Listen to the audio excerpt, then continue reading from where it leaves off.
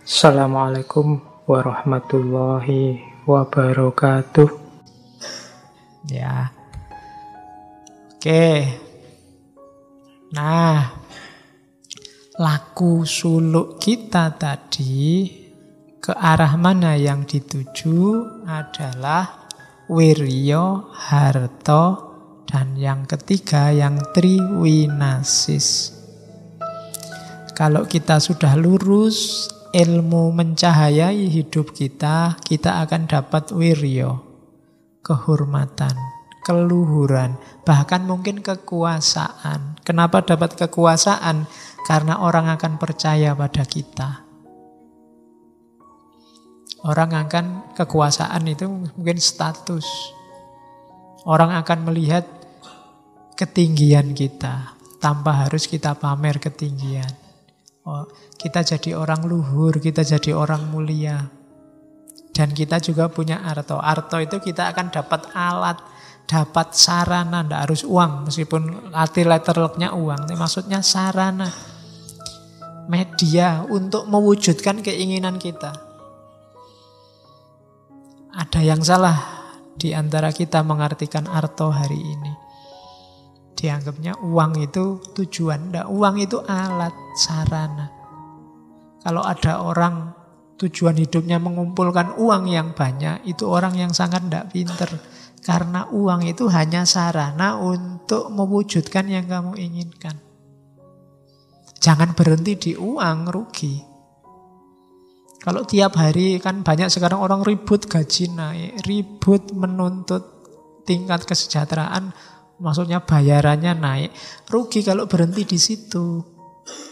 Karena uangnya itu, gaji naik itu kan cuma alat.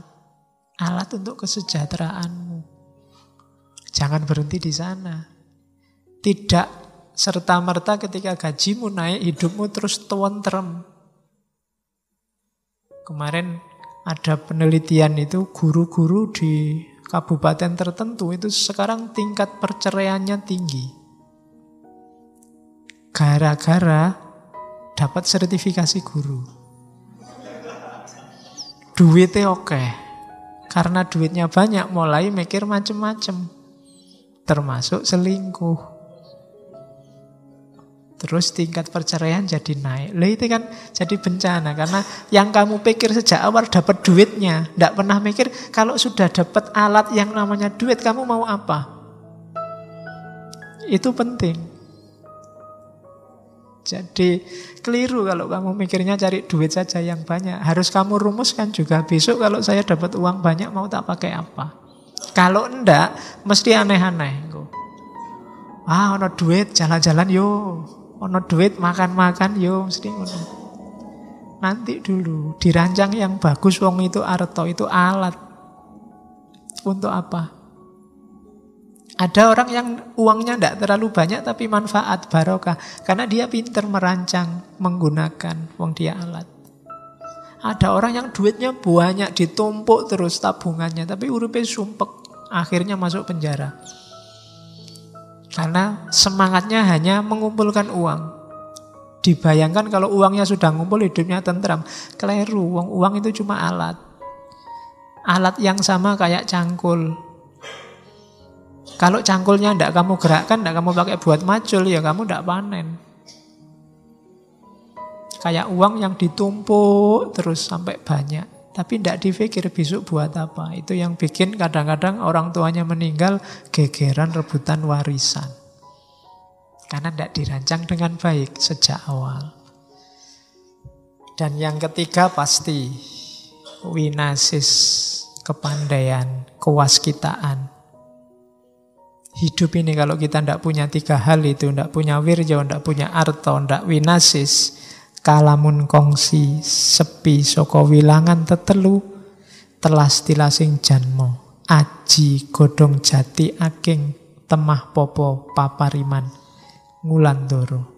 Jadi kalau ketiganya kita tidak punya, tidak ada artinya kita jadi manusia. Derajat kita rendah. Bahkan lebih berharga daun jati yang kering. Karena kalau tiga itu tidak punya, kita akan jadi gelandangan, peminta-minta. Hidup kita bergantung pada orang lain. Hidup kita bergantung pada yang lain. Tidak mandiri. Orang yang tidak mandiri tidak punya harga. Maka wiryo, arto, dan winasis akan kita temui kalau kita menjalani laku ilmu. Kalau tidak kita tempuh, tidak sukses, dan kita tidak punya 3 hal itu, kita tidak lebih mulia dari daun jati yang kering. Itu kalau dilakukan enak, cuma sayangnya itu tadi, aku ra iso nyanyi.